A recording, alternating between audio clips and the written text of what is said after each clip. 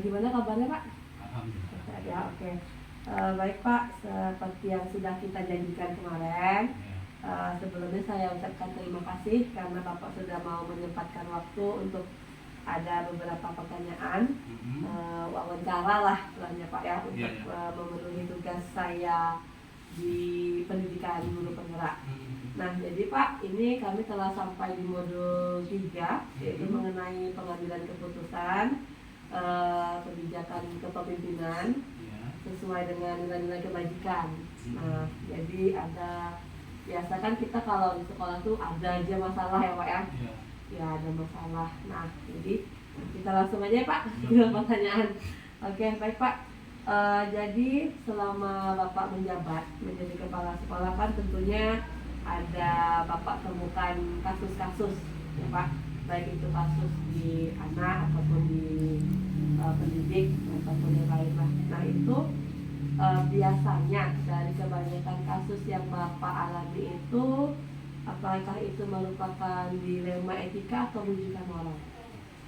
Ya, terima kasih ya. Assalamualaikum warahmatullahi wabarakatuh. Waalaikumsalam. Selama saya ditunjuk penanggung jawab menjadi kepala sekolah ini dalam menangani kasus-kasus dilema atau etika, yang jelasnya kebanyakan dilema dan etika lah.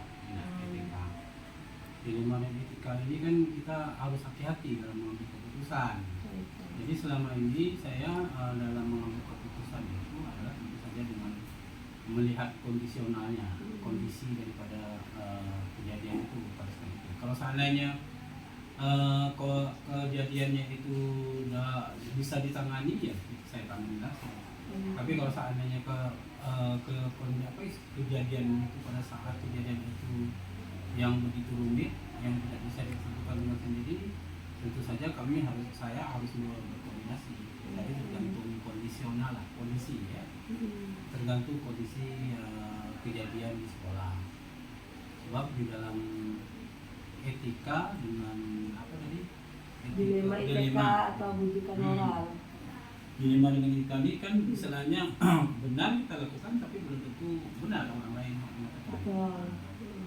Salah satu contohnya kalau kita memberi sanksi dengan menjentik, memukul, merasa kita di sekolah merasa ini benar tindakan, tetapi oleh orang tua kamu orang tua tidak merasa benar. Jadi saya dalam hal menganalisis kejadian di sekolah itu dengan memperhatikan kondisi. Kalau seandainya bisa ditangani secara langsung, ditangani secara langsung. Berarti sebagian besar kasus yang Bapak hadapi itu masalah dilema etika itu Pak ya? Karena dilema ini itu kan dia sama-sama benar sebenarnya ya Pak, cuma kita harus memutuskan gitu kan. Oke Pak, selanjutnya berarti tadi kalau pengambilan keputusan itu terkadang Bapak ini ya diskusi bersama guru juga gitu ya Pak. Selalu saya mengambil keputusan langsung ya? Ya, boleh. Dalam mengambil keputusan itu kalau kondisinya kejadian dilema etika itu benar, saya selalu berkoordinasi dengan guru, dengan guru-guru senior yang berpengalaman istilahnya menangani masalah psikologi anak.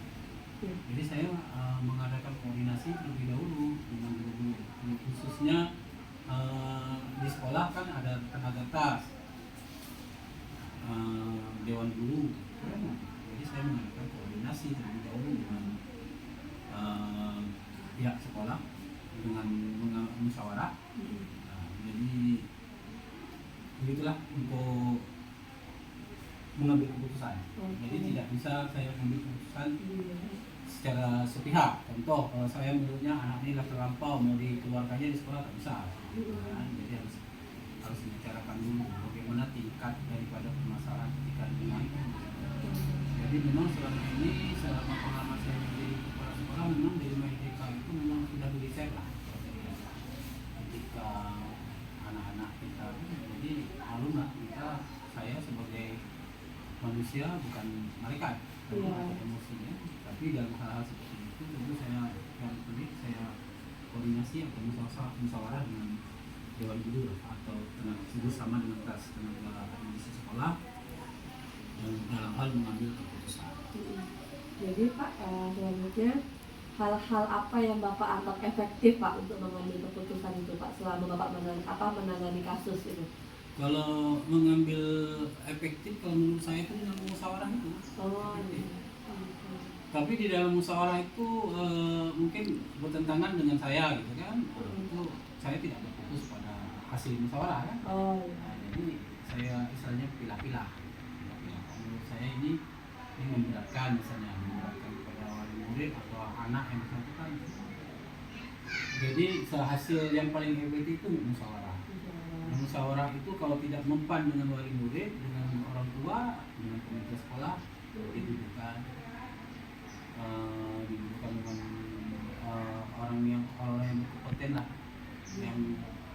yang berada di sekolah, di lingkungan sekolah kita, terutama komite sekolah. Ya, jadi walaupun Bapak sebagai pimpinan, Ya. keputusan Bapak tetap harus ada musyawarah. Ya, ada musyawarah. Terus Pak, selama ini kira-kira tantangan dan hambatan apa Pak yang biasa Bapak alami dalam mengambil keputusan itu? Ya. Pengalaman saya jadi kepala sekolah, saya kan jadi kepala sekolah kan tidak langsung ditunjuk menjadi kepala sekolah definitif. Ya. Jadi saya kan PLT dulu, kemudian saya belum dapat pelatihan diklat. Jadi dilema dalam mengambil keputusan ini itu di dalam sekolah yang ditunjuk itu tentu ada senior. Ya. Tantangannya itu dengan guru-guru senior. Guru-guru senior itu kadang-kadang dia tidak sepaham. Ya, kan? Tidak sepaham, terus apalagi kita ditunjuk sebagai kepala sekolah di sekolah yang kita tempati sama-sama asalnya dari guru. Dari guru istilahnya ditunjuk penanggung jawab di situ jadi kepala sekolah. Jadi hal-hal tantangan itu terhadap kawan-kawan yang senior belum itu sepaham. Apalagi sama-sama dari awal Ya, sama-sama guru ya Pak. Awalnya sama-sama dari guru. Ya itu tantangannya itu. Kemudian kalau tantangannya itu istilahnya yang dari luar, saya dari orang tua. Karena orang tua mungkin tidak mengerti.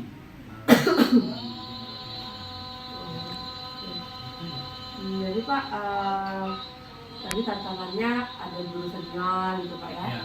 Terus saat Bapak dalam mengambil keputusan ada jadwal tertentu Bapak, misalkan ini oke, nanti kita tunggu berapa hari baru saya ambil keputusan atau bagaimana gitu. Tidak. Selama ini saya tidak ada jadwal. Jadi masalah itu kalau ada kejadian misalnya ini hari Selasa. Ya. Pada saat hari Selasa ada kejadian, melihat kondisi kejadian itu langsung saya tanggapi secara logika. Oh, ini bisa diselesaikan. Tidak menunggu, tidak ada jadwal. Tidak menunggu ada jadwal. Cuman kalau sebenarnya kejadian yang TK-nya itu misalnya yang begitu berat, karena kita perlu butuh mengundang komite sekolah, membicarakan dengan orang tua. Kembali ke musyawarah. Jadi kalau dia begitu berat, kasus-kasus yang berat, memang harus kita ditangguhkan. Karena kita butuh mengundang komite sekolah maupun orang tua. Jadi intinya lebih cepat menyelesaikan lah ya Pak. Ya, kalau seandainya ini bisa ditangani, sebenarnya ini bisa ditangani dengan pihak guru, dengan saya, dengan kepala sekolah, ini bisa ditangani. Dan sebenarnya ditanggapi. Jadi Pak, selama ini apa Pak faktor-faktor yang membantu atau mungkin ada seseorang pihak-pihak yang membantu Bapak dalam mengambil keputusan? Untuk tentu saja ada paling banyak yang membantu saya untuk menjalankan tugas ini ya sebagai kepala sekolah. Saya sering kalau di rumah seperti ini saya berkoordinasi dengan kepala sekolah yang senior yang sudah sering menanyakan bagaimana pengalaman awal-awal jadi kepala sekolah. Sering saya bertanya seperti itu. Kalau kejadian di rumah seperti kami sering orang yang berkompeten lah masalah pendidikan yang punya pengalaman itu istilahnya menanyakan bagaimana solusinya. Kalau yang lain yang dapat yang selalu lah yang sama saya berkoordinasi dengan sebutkan misalnya senior kita yang sudah tidak mengajar lagi, sering saya berkoordinasi pengalaman masalah ya. Oke Pak, yang terakhir Pak, dari semua yang sudah saya tanyakan tadi, kira-kira pembelajaran yang Bapak kan sudah berpuluh tahun jadi kepala sekolah nih Pak ya? Belum lah. Benar ya Pak? Oh kalau mengajar yang lama ya Pak ya? Intinya mungkin Pembinaan baru lah. tapi sudah lama juga lah Pak ya. Kira pembelajaran apa yang Bapak ambil dari pengalaman selama Bapak menangani atau mengambil keputusan dalam dilema etika? Kalau pengalaman yang paling saya rasakan dalam hal mengambil keputusan ini, tidak boleh, kalau berat tidak boleh menanganinya kita sendiri, harus kita bicarakan.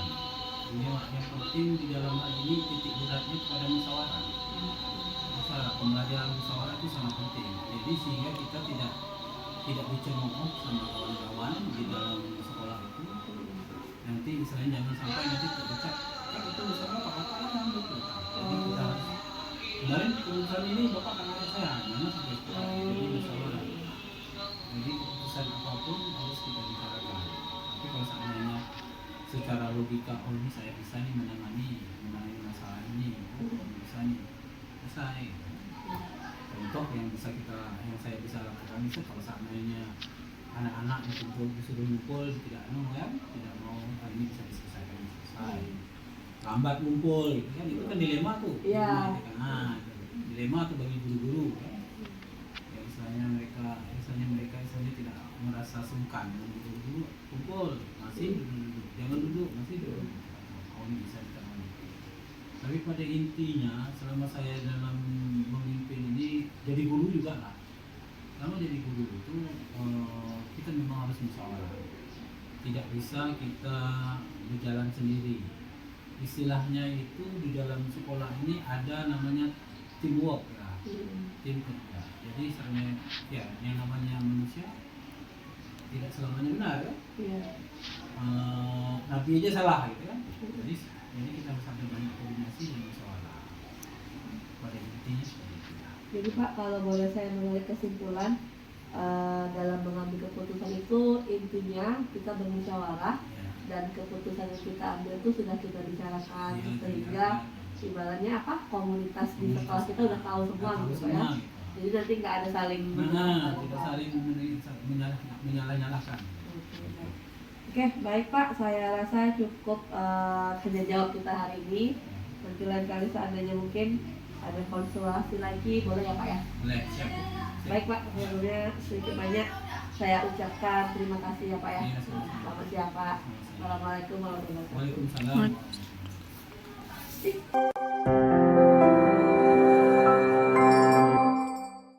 Baik, selamat siang Ibu. Selamat siang Bu. Oke Ibu, sebelumnya saya ucapkan terima kasih dulu karena Ibu sudah bersedia menjadi narasumber di sini untuk memenuhi tugas saya walaupun sudah di luar jam sekolah ya Bu ya. Ya kan seharusnya di sekolah cuma karena satu dan lain hal jadi ya kita di rumah aja. Ya, apa-apa biasa itu. Oke, Ibu kabarnya gimana, sehat ya Bu? Sehat, syukur sama Tuhan. Oke, baik Ibu. Ini sesuai yang sudah kita bicarakan kemarin. Jadi saya ingin mengajukan beberapa pertanyaan mengenai pengambilan keputusan berdasarkan nilai-nilai kebajikan. Oke, kita langsung aja ya Bu ke pertanyaan pertama. Baik Ibu, selama ini bagaimana Ibu mengidentifikasikan kasus-kasus mungkin yang pernah Ibu alami ke dalam dilema etika atau bujukan moral? Ini terkait dengan di sekolah ya. Iya Ibu. Misalnya ketika ada mengambil keputusan dalam rapat, Ya. umpamanya contohnya ya, ketika kita mengambil keputusan untuk kenaikan kelas, siswa ini umpamanya ada siswa A ya, kita mau mengambil keputusan apakah dia naik apa tidak dengan pertimbangan-pertimbangan tertentu. Terkadang ada guru ini mengatakan bahwa anak ini rajin Bu, jarang absen. Kemudian ada yang mengatakan Bu, anak ini kalau dalam kognitifnya kurang, pengetahuannya kurang. Terus gimana Bu? Apakah ini menjadi suatu ganjalan atau bisa kita bantu? Jadi setelah kita mengambil keputusan pertimbangan-pertimbangan tertentu, kita lihat dulu, bukan hanya karena menilai kenaikan kelas ini untuk memutuskan seseorang itu naik kelas apa tidak, siswa ini kita harus melihat banyak sisi. Iya. Nggak bisa hanya segi kognitif pengetahuannya saja, afektif, psikomotor, absensi, ya segala sesuatu itu harus kita pertimbangkan. Betul. Karena kalau sisi pengetahuan kognitif aja kita andalkan, sementara kemungkinan dia punya talenta misalnya di segi psikomotor dia ya, keterampilan dia punya talenta misalnya apa di bidang olahraga. Terus kita lihat lagi perilakunya, sikapnya sopan gitu kan. Kita lihat lagi absennya. Anak ini termasuk rajin sekolah. Nah, itu sudah merupakan suatu pertimbangan untuk dia sekian persen bisa naik kelas. Lebih banyak pertimbangan-pertimbangan ke arah sana daripada harus kita tinggalkan. Oke, itu ya Bu. Jadi kayak lebih ke dilema etika ya Bu ya. Iya. Di sekolah ya Bu. Gitu. Baik Bu. Kemudian Bu, bagaimana Ibu menjalankan pengambilan keputusan di sekolah yang sama-sama benar gitu kan Bu? Seperti yang tadi itu Ibu mengambil keputusannya berdasarkan apa gitu? Bagaimana cara Ibu mengambilnya? Untuk mengambil suatu keputusan ini, misalnya contohnya seperti tadi juga ya, sama ya tentang siswa tadi. Ya kita lihat dulu guru-guru tersebut misalnya kan ada berapa orang. Kita voting misalnya suaranya ya, suara terbanyak gitu. Terus kita pertimbangkan pendapat-pendapat dari yang suara terbanyak ini, kita bandingkan dengan guru-guru yang mempunyai pendapat yang berbeda. Ya, dari situ kita bisa ngambil keputusan, oh anak ini naik, oh anak ini tinggal. Berarti dari curah pendapat itu ya? Iya, boleh juga. Masing-masing dua yang berlawanan gitu ya. Oke Bu, itu berarti langkah-langkah sudah termasuk nih, langkah-langkahnya berarti Ibu mencari pendapat masing-masing guru, kemudian Ibu putuskan mana yang ini ya Bu. Kemudian Bu, selama ini ada nggak hal-hal yang Ibu anggap efektif, cara atau yang Ibu anggap efektif dalam pengambilan keputusan? Kita masih kasus siswa, atau boleh kita larikan dari kenaikan kelas tak? Karena baru-baru ini boleh. ada suatu masalah terjadi, tapi sih menurut saya memang kalau dibiarkan berlarut-larut fatal ya. Tapi karena kita harus mengejar supaya target mutu sekolah ini berlangsung dengan baik, lebih baik, kita harus tuntaskan walaupun itu kelihatan remeh tapi sangat mempengaruhi mutu sekolah. Itu ada siswa juga itu kemarin dia tidak sekolah dikarenakan oleh pengaruh HP. Jadi dunianya itu dunia HP. Jadi sehingga kan dia ini untuk ke sekolah itu malas. Bisa-bisa dia dari pagi sampai malam hanya tidur aja lah, dia nggak megang HP. Terus ketika orang tuanya menegur, dia bisa aja mukul orang tuanya. Kalau bapaknya kan tinggalnya jauh. Karena bapaknya kerja di luar daerah. Jadi dan memang kalau saya perhatikan dari kecil dia salah didik, terlalu dimanjakan oleh bapaknya, sehingga kan anak-anak ini kurang rasa takutnya terhadap ibunya, kurang. Dia lebih takut kepada ayahnya, tapi karena faktor sudah dimanjakan ayahnya, apapun yang dilakukan perasaannya benar aja. Kami mendatangi siswa tersebut, saya beserta wali kelasnya, satu orang lagi guru untuk saksi. Jadi kami pergi bertiga, dan kami telepon orang tuanya, bapaknya di tempat pekerjaannya. Beliau menjawab, biarlah Bu, kalau memang dia nggak mau sekolah. Nah itu tidak merupakan jawaban yang efektif, karena anak ini sudah di kelas 6. Jadi dia kami merasa sayang karena 7 bulan lagi dia belajar efektifnya. Sisanya nanti kalau dia tidak ikut ujian, ini tidak dapat ijazah dan dihitung 6 tahun belajarnya sia-sia gitu. Dan ini penyesalan ini tidak akan terjadi saat ini, tapi 10 tahun akan datang ketika dia melihat kesuksesan teman-temannya, sementara dia masih begitu-begitu aja. Nah, jadi saya tukar pendapat sama kepala desa. Saya ajak kepala desa rembuk, gimana Pak kira-kira ya?